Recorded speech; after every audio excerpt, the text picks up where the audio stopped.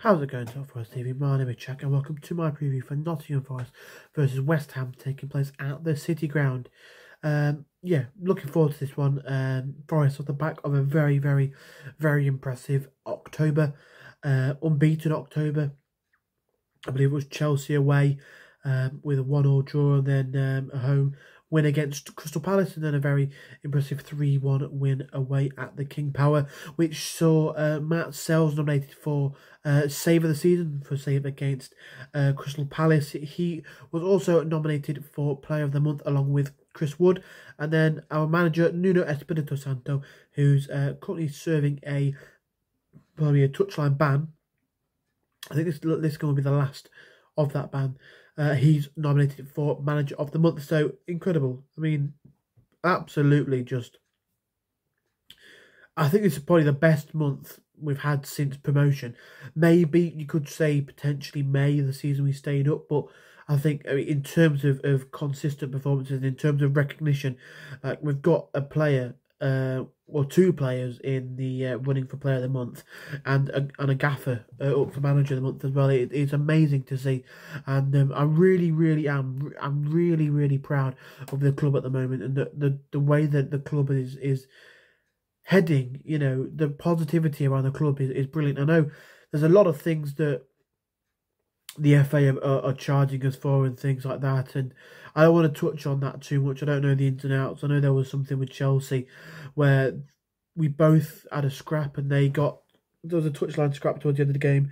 They got charged 40 grand and we got charged 100 something grand, which I mean, look, I don't want to get involved in that. I don't know the logistics of that, so I don't want to get myself involved too much in that. But I think, you know, you look at the way that the club's going on the pitch, fantastic, and off the pitch as well. I'm really proud of the club. That video they put out with Warriors United, if you haven't seen it, there was, I believe it was Down Syndrome Awareness Week or day or month. I'm not sure the time scale of it, but they got in a local, a youth special needs team and. Or learning disability team, and they got them to interview Nuno, and it was just such a lovely video to see Nuno get interviewed by these kids. Some questions about football, some questions just completely random, like who's your favourite band, or do you like chips, and that sort of thing. And then they taught him some sign language, say I love Forest, and seeing Nuno openly like admit, you know, he loves Forest with a smile on his face, it was brilliant. You know, some managers are a bit like, oh, you know, it's a job for me, and for me it's kind of, you know, I don't want to commit too much in case I'm not here in a couple of weeks or whatever. But Nuno's completely bought into the club and bought into the way that it's heading. And I couldn't be more happier to have Nuno in charge. You know, it's such he seems like a really nice guy, genuine guy as well, Nuno. And, you know, I wish him all the best. And hopefully he can see us to some really impressive heights in the next couple of years. But yeah, on the pitch things are looking really good. Chris Wood, that bloke is just incredible right now. I mean, what is it, in his last 3 games, so it's games in October, he won against Chelsea, 1 against Palace, and 2 against Leicester. I saw something that said he scored 4 goals from 5 shots on target, which is pretty mental. But yeah, that guy is just cooking something different this season. He's scored about 60% of our goals this campaign, and I'm really happy to call him our striker. You know, the question marks were put out and eyebrows were raised. From, you know, I'm not going to deny it, from myself and a lot of the fan base, I'm going to say, and the wider footballing world, when we paid £25 million to Newcastle to bring him in, I did kind of think, really? I mean, at Newcastle, he didn't have the best of times there, and it was kind of summed up by, there was a game that they played away at Sheffield Wednesday in the FA Cup, and it was a real, like, I think it might have been, it was either a rebound or like a really close range effort, and he blazed it over the bar and they lost that game 1-0. Not last season before. And then we brought him in, and you know what? He's been a real asset to the club since coming in. He's made some really huge contributions in terms of goal scoring. Some games that have been massive for us to stay up, and he's shown up. Some games this season when we've needed a goal, and he's been there to collect the goal. he's such a great footballer, and he's an old-fashioned striker in terms of the way things are going these days. You get a lot of like 9.5s who drop deep and link the play up, and their main aspect of being a striker isn't that they score goals, which is kind of mental. But for someone like Chris Wood, he knows where the goal is, knows where the back of the net is. His job is to score goals however it takes, whether that is pinning the defender, turning on it and firing it in, or whether that is pouncing on a mistake and looping a header over the unmushing goalkeeper, or tapping it in from close range. Just being there, just doing what he needs to do is just incredible, and that's invaluable for a club of our size. So yeah, brilliant month leading into this game, and really looking forward to seeing how things might pan out for this one. Sorry, I desperately needed a drink there. But yeah, I think West Ham not had the greatest start to the season by any stretch of the imagination. They, in a lot of people's mind, won the transfer window. How they say, the team who probably did the best business in effect won the transfer window, and the players they brought in and the way they went about their business looked really impressive. They brought in Nicholas Fulkrug, who was in the Champions League final. Well, a couple of months ago now. What would it be now? November now, which is kind of crazy to think for me. 11 to 5 months ago, he was in the Champions League final for Borussia Dortmund. They brought in Todibo, who was quite highly rated, and a couple of clubs like Man United were interested in securing his signature. Somerville coming in from Leeds, but in Guido, I think his name's Guido Rodriguez, a centre midfielder. Max Kilman from Wolves for a sizable fee. Aaron Wan-Bissaka. They brought in some really promising looking transfers, and they looked like they had a really productive and positive window, but it's just not quite gelled under Julian Lopetegui. They've not been impressive as people might have thought, to be honest with you. I mean, over the past few games, they got hammered by Chelsea at home, handedly beaten away at Tottenham, and then in the last game they beat Man United. So have they turned a bit of a corner? Have they sort of figured things out a little bit? Time will tell. I think time will definitely tell on that one. They're a side who they have some players who on their day can just, if they're on it, they can go and win a game on their own, really. Jared Bowen, I think, is a fantastic player, and if he's able to get in the game and able to impact it and influence it the way that he would want to, he's such a good player and someone that you're really going to struggle to keep your hands on, because I think he's so good, Jared Bowen, and he's a kind of player who maybe isn't quite flashy enough or maybe fashionable enough to make a move up to a big six. The only side I kind of see potentially looking at a Jared Bowen might be Tottenham, but with his links to West Ham, I don't know whether he'd ever go. Do you know, I've been thinking about this with Jared Bowen. The fact that his father-in-law or his father-in-law to be is Danny Dyer, like, is he just now never going to leave West Ham in fear that if he leaves, he might severely disappoint and annoy his father-in-law? That remains to be seen, but I highly rate him, and I think he's a really good footballer.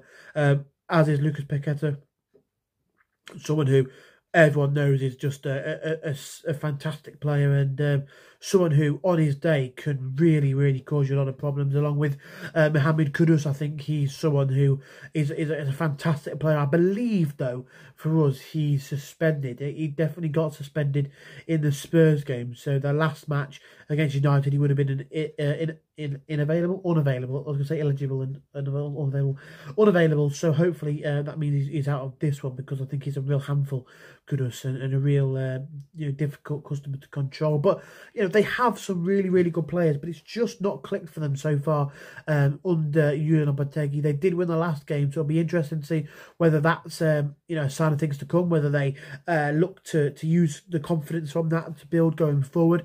They weren't particularly outstanding in that game, as much as Man United probably should have been. A couple of goals to the good at least going into the break. They missed some glorious chances, so it's not like they completely outplayed United. They did ride their luck a little bit, but yeah, they would take confidence for that one without any doubt. So it'll be interesting to see how that kind of impacts them and influences them going into the game. But we're on just some fantastic form. I mean, you look at the recent fixtures for Forest, one loss all season, and we've gone to Old Trafford. No, we haven't. We've gone to Anfield and got 3 points. Gone to Stamford Bridge and picked up a point. The Amex picked up a point. You know, we've beaten two. We've got 2 wins on the spin. Palace at home and then Leicester away. We're on some really, really good form, and we don't concede many goals. I think we've conceded 7 now in 9 or 10 games, which is really, really good. Really, really impressive feat. And Nuno's got us so stable at the back and so defensively solid that it allows us to go forward and be a little bit more creative and free in our ideas, because we know we've got a solid defence behind us that's going to cause us just to be a little bit less panicky. I think it's so important for a club of our stature and our aspirations to have a solid and settled defence, because if we don't, like it, you know, you can score as many goals as you like. If you can't keep them out the other end, it's going to catch you up. And we can rest on the fact that we know we have a defence that more time than not will be the same 4 players and goalkeeper and will be very, very solid. And I'm really, really happy with that. And it allows a base and a foundation to build upon. If we look at our recent fixtures at the City Ground against West Ham in the Premier League, it was was it 3-0, I want to say, win in February this year. I remember the weekend, because it was a weekend that I was helping out with a particular event, so it sticks in my mind. And it was a brilliant win. We needed a win. We were really struggling to pick up any points, I remember, around that time, and it was a really convincing win. Neco should have won a penalty, but it wasn't given. And then the first game back against West Ham was one that no Forest fan will ever forget, because it was our first win back in the big time. It was a Taiwo Awoniyi. The goal kind of came off at the post and hit his shin and went in. We definitely rode our luck that day. They had a goal disallowed, and Declan Rice had a penalty saved by Dean Henderson. And yeah, look, I think going into this one, we are probably, as crazy as it sounds, we're probably favourites going in this one against West Ham, given the recent runs of form and how both sides are performing and our recent sort of history against them. If we obviously look at the results at the London Stadium last season, I think it was a 3-2. It was quite a close encounter. And then season before that, they slapped us silly. I think it was 4-0. Declan Rice ran the show in that one. So I think we're probably going into this one as favourites. I think, you know, we've got a real opportunity to go ahead and to do something special in this one. If I had to go for a scoreline, I'll probably say 1-0 or 2-1. I think it'll be close, scoreline-wise, but I think we'll be okay. I feel confident. I really feel confident now with any game that we play in. You know, I think Nuno's got a plan, got an idea. The players understand what he wants to do. And I really back them. I really, really do. I think the side, if possible, should stay as unchanged as possible. It was completely unchanged for Leicester as it was against Palace. So, you know, Sells in goal, Ola Aina and Moreno in the full-back spots, with Milinkovic and Murillo in the centre-half positions. Just in front of them, it was Dominguez and Yates, with Anderson in behind alongside Alanga and Chris Wood up top with Hudson on the left. That was a bit of a win. I was going to do wingers and then striker, but I said Chris Wood, and it just, yeah, you get the gist. Maybe the only player I might look to switch out is Alanga, because I think out of the attacking quartet, he's probably the least effective in terms of what he's been trying to do. Not that he's not good enough. It's just, you know, like the familiarity and the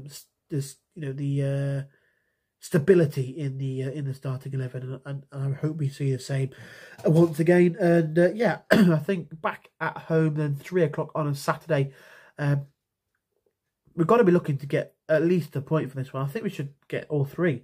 You know, given the way that we've started, the way West Ham started, why not? Why not? Let's dream big. We're on an absolutely incredible run of form. Let's really make the most of this. I know there's going to be another international break coming up soon in November, and I think I'm right in saying That's like the last one until March, so we'll have a prolonged period of non-international break football. And I think, we've got to go hammer and tongue into this international break and see where we land. I mean, we're going into November. It's kind of mad. We're going into the November international break in like the top 10 in the Premier League. We're 7th currently. It's crazy. But yeah, really looking forward to this one. I'd love to see Chris Wood get on the score sheet once again. If you haven't voted, by the way, for Wood or Sells or Nuno, then, there'll be the links on the Premier League website. I'd really appreciate if you could vote for Chris Wood. It'd be nice to have him on FIFA, but that's by the by. Or Sells, I don't mind as Matt Sells in goal. But look, I think Forest are in the best position that they've been in my lifetime, and I'm so happy. It's a joy to support his club at the moment, and it's amazing. And I want to see us carry on with another 3 points. It would be great to see. But look, just enjoy it while it's happening, because who knows how long this will last. Take the positives as they come. Could do a Villa and keep bouncing up, or we could do maybe a Burnley, have one good season, then for sort of fizzle out and end up going down. But yeah, look, really, really looking forward to this one. Feel confident. Feel we can go and do it. If it was 2-1 Forest, I would say goals from Chris Wood and Chris Wood. The guy loves a goal. But yeah, really looking forward to this one. Really can't wait. Let us know down below what you think might happen, the scores, or your lineups, all that good stuff. And yeah, thank you for watching. And come on, you